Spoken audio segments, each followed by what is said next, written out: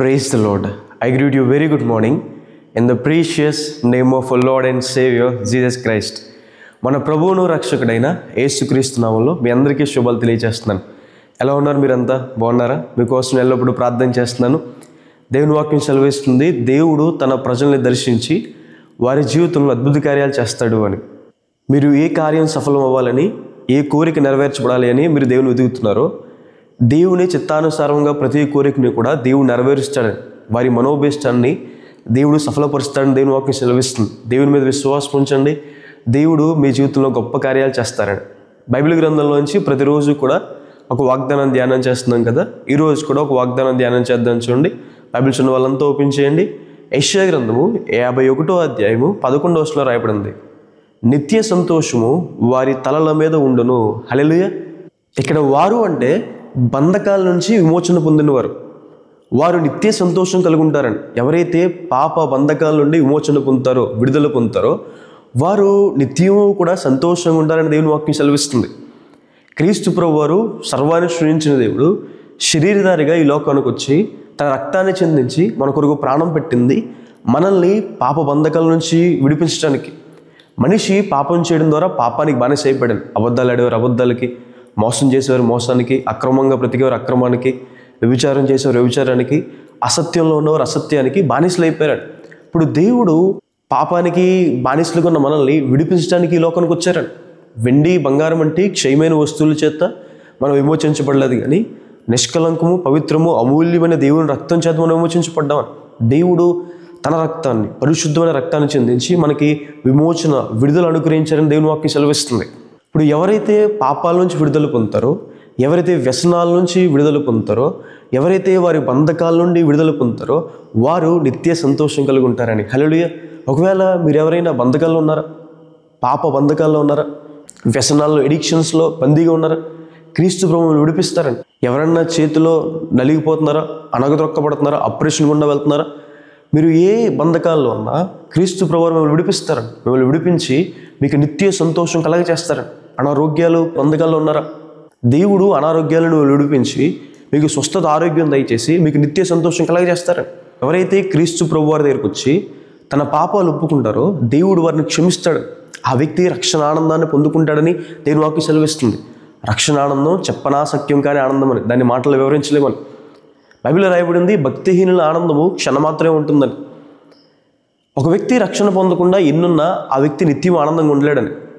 ఒక కారు ఉన్నా, బిల్డింగ్ ఉన్నా, మంచి బట్టలు ఉన్నా ఒక కొద్ది కాలం మాత్రమే ఆనందాన్ని ఇస్తాయి. ఒక మంచి బట్టలు కొన్ని ఉతుకుల దాకానే సంతోషం ఇవ్వగలదేమో. ఒక ఇల్లు ఆ పెయింటింగ్ బాగున్నంత వరకు సంతోషం ఇవ్వగలదేమో. ఒక బండి దానికి డెంట్స్ ఏం పడినంత వరకు కూడా, లేదంటే కొద్ది కాలం మాత్రం మనకి ఆ సంతోషం ఉంటుందేమో. కానీ రక్షణ ఆనందం, ఒక వ్యక్తి తన పాపాలు క్షమించబడితే, ఒక వ్యక్తి మారు మనసు పొందితే, ఒక వ్యక్తి పాప బంధకాల నుంచి బయటకు వస్తే, ఆ వ్యక్తి నిత్యము కూడా సంతోషం కలిగి, ఆనందం కలిగి ఉంటాడు.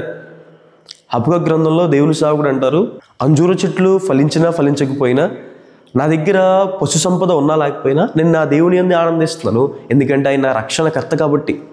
దావీదు గారి జీవితంలో ఆయన మహారాజు, ఆయనకి ఏం తక్కువ. ఇశ్రాయేలు పరిపాలించిన బెస్ట్ కింగ్ అని పిలుస్తారు దావీదు గారిని.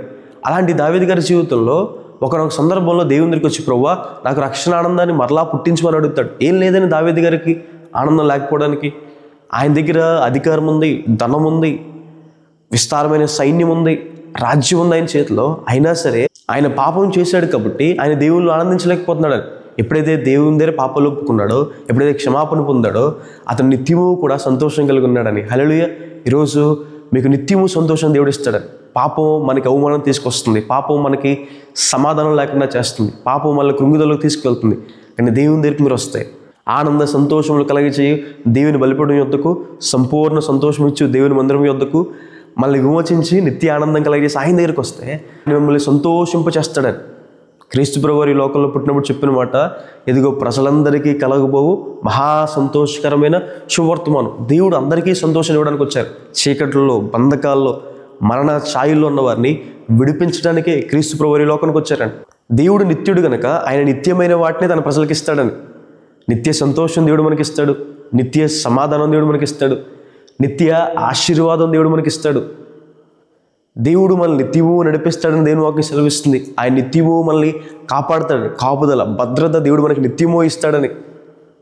ఒక వ్యక్తి విమోచించబడితే ఆ వ్యక్తి నిత్య ఆశీర్వాదం, నిత్య కాపుదల, నిత్య సమాధానం, నిత్య ఆనందాన్ని పొందుకుంటాడని. హల్లెలూయా. ఈరోజు దేవుని సన్నిధిలో మీరు ప్రార్థన చేసినప్పుడు దేవుడు మిమ్మల్ని నిత్య సంతోషంతో నింపుతాడు అని ప్రార్థన చేసుకుందాం. చూడండి. సర్వశక్తివంతుడా, జీవం గల దేవేశ, మీకు వేలాది వందనాలు యేసయ్యా. ఈరోజు వాగ్దానం ద్వారా మాతో మాట్లాడినందుకు దేవా మీకు వేలాది వందనాలు యేసయ్యా. ప్రియులు ఎంతమంది అయితే బంధకాల్లో ఉన్నారో ప్రభు విడిపించండి. అపబంధకాలు కావచ్చు, వ్యసనాలు కావచ్చు, దాన్ని ఎవరన్నా చేతులు అణగదొక్కబడుతూ ఉండొచ్చు ప్రభు. వాడిని బయటికి తీసుకురమ్మని దేవా ప్రతి మాలుకుంటున్నాం యేసయ్యా. నీ చేత విమోచించబడిన వారు ప్రభు నిత్య సంతోషం కలిగి ఉంటారని సెలవిచ్చిన రీతిగా ప్రభు నిత్య ఆనందధ్వని, నిత్య సంతోషం వారి కుటుంబాల్లో ఉంచుకున్న దేవా ప్రతి మాలుకుంటున్నాను. అప్పుల బాధల నుంచి, అనారోగ్యాల నుంచి, ప్రతి విధమైన వాటి నుంచి మీరు విడుదల అనుగ్రహించి ఉన్నతమైన స్థలాల్లో ఉంచుకోండి. నిత్య స్థిరత్వం వారికి దయచేయండి. కృపను గురించుకోండి. గొప్ప దీవులు వారికి దయచేయండి. యేసు నామమున వేడుకుంటున్నాను తండ్రి. Amen. God bless you. God bless India.